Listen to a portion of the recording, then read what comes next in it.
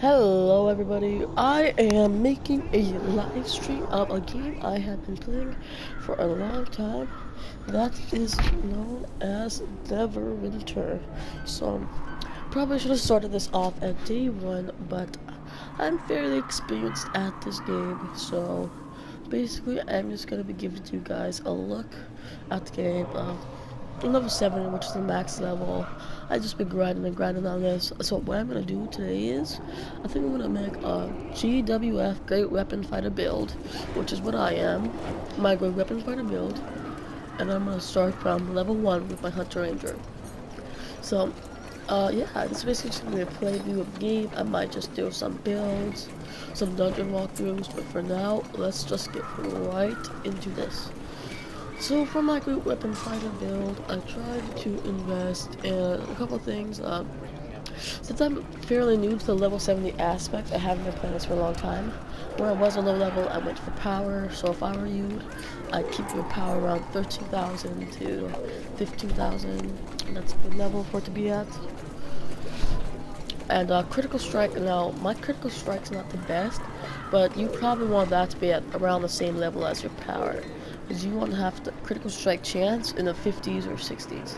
Even though I've seen some in the 90s, but I don't honestly think that's important. Armor pen, didn't really focus on that. Defense, well, you want your defense to be around the 8,000s possibly, if you can't get it up there.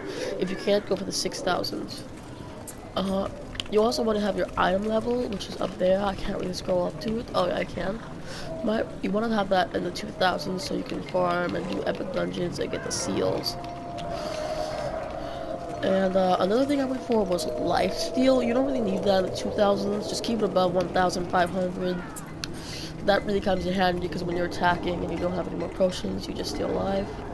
Movement, don't really focus on that as much. For a great weapon fighter, you want to focus on critical chance and critical severity. You really want to focus on the critical strike. Now, when it comes to building up your points, you want to go for strength and dexterity, because dexterity gives you your critical chance, inflection chance, or strength gives you that damage bonus and all that stuff. So I just went off this and stuff like that. Maximum hit points, you want to keep those pretty high for level 70 and stuff. On to powers. So I have the Destroyer active, which is when you get your huge strike steep, increasing your damage by 3% every time you hit more than 3 enemies in single attack. So the more and more you attack with it, basically stack damage, the more and more damage it does. I also show Slam, because that's a damage buff. It increases your damage, and increases your, it also gives you a buff, and increases your damage debuff, which is how much it takes off the damage either to you. And I think it also, yeah, it also helps the people around you. Another thing I had was Weapon Master Strike. That is when you attack somebody and another thing will come up behind it. You attack with an expert strike that briefly reduces the damage resistance against your at wills, then quickly follows up with another attack from behind. Yeah. Sure Strike I also have, that's basically a 3-hit combo. And I'll show you both of those two in a second. I have Battle Fury, which is a damage buff. Did I miss something? No, I have a damage buff. I have the Daring Shout, which gives you more determination and a buff as well. I have Hidden Daggers, which is you get 3 of those, and you can use them in a row, which is 3 little daggers being thrown. And then I also have these ones, Wrathful Determination. You'll gain up to 5% melee damage as your determination fills up. Yeah. So the more and more this bar to your left fills up, you see like the little crossbow looking to your left. Yeah, so I'm just going to show you all the abilities right here and right now. So first off, I'm going to show you Daring Shout. Now that increases my determination, and as you can see the bar to your left, right above my short strike is going up. Okay, now I'm going to be doing more and more damage as it goes up. See, my critical strike is not going up as much as it should be, and here's that short strike, which I advise only using if there's one target around. It's just a 3-hit combo. Now these daggers, you just throw 3 of them, and as you can see under beast under 64, my damage is being decreased. If you use this, that's like some type of defense buff. We do a shout once again. combine it with the determination R1, which would get all big, you could be dealing out a lot of damage. Now, for the daily, right now my artifact is this little asteroid thing which rains down. It doesn't really matter what artifact you have. I would advise one that probably gives them more critical strike or critical chance. But the slam, this is the slam, gives me more damage. See how much damage I'm popping out now. Not a lot compared to I've seen others like Owl's random kills damage, stuff like that. Not even compared to it, but I'm still doing a pretty good amount of damage. So yeah, now when it comes to feats, what I would invest my feats in is the Summon Action 4 out of 5, the Split Strength 3 out of 3, 3 out of 3 Toughness, 3 out of 3 Sitting Critical, 3 out of 3 Weapon Master, because you always want your critical chance pretty high. Steal Defense 5 out of 5. The entire top row of Destroyer, 1 on the bottom, the very last one on the bottom, and you want all of these maxed. And you want Destroyer's Purpose. And then you want the healing one, which is Powerful Challenge. And you want Scale Agility. Okay. Now for boons, don't go to me for this, because I don't have enough boons. When I do have enough boons, I'll tell you about it. So right now, since I'm basically new to this and stuff, I'm gonna tell you a really easy armor set to get. Now, you get this one from completing the first of the Spin with Rise stuff. You go to campaigns, quests, Elemental Evil. Once you're done with the first part of Elemental Evil, you get this helmet. Okay, that helmet's decent for a beginning level 70. Okay. But you can get better ones, which I'm going to tell you how to get in a second. So if I were you, I just complete Spin with Rise until you get this weapon right here. Now this is the weapon I have currently, and it gives you some pretty good power. So once you have that power on, you might want the armor, but I'm not going to tell you to get it. So now once you have that good great elemental great axe, which you should be level 70, level 60 when you start it, level 70 when you edit, maybe level 68 when you start this, because I would advise going to Spin with Rise when you're level 67 or 68, and then going in and jacking stuff up. By the time you get the boons and stuff, it'll be level 70. Okay, so you have this, correct? So once you have the elemental fire axe, which is the thing I currently have, the elemental fire axe, I want to keep on refining it, get that item level to around 130, which would make it a rare. Now for me, I'm gonna tell you, Alliance Assault Caramel. Now you need 600 of these, of the elemental seals, the pretty basic ones. They look like this. See right here. These are the elemental seals of the elements. You need 600 of those. You can get an item level 130, 60,000 max hit points, and 1,187 power. I got the Warboard Execution of Vambraces feat. I got these. I have these. I'm gonna tell you right now how you get all those. It's surprisingly cheap in the trade house. Now you just gotta go to the trade house. Gotta go to arms, epic. Sorry, packs. Go to packs, equipment packs. Search. Dusk Boot packs, go to buyout, 9,000 for one of these Dusk Boot packs, which is rare epic equipment, 4,600. That's one Q, but that's one Q. And then you have, I'd go for the Warborn gloves. You gotta scroll to the right a little bit. You're gonna see a Warborn right there, 5,000. That's another Q. After about 2 cloak towers, with your invoking, that's already an epic piece of boots and an epic piece of Warborn and an epic piece of armor.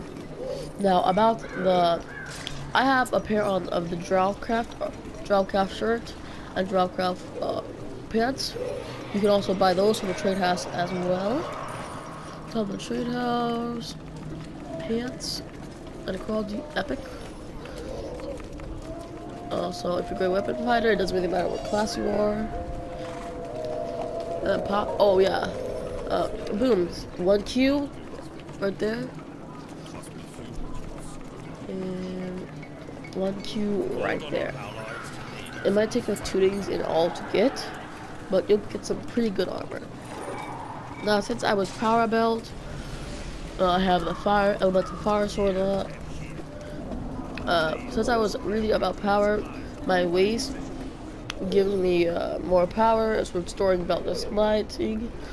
I have the agile ring of smiting, restoring ring of smiting, and agile amulet of smiting.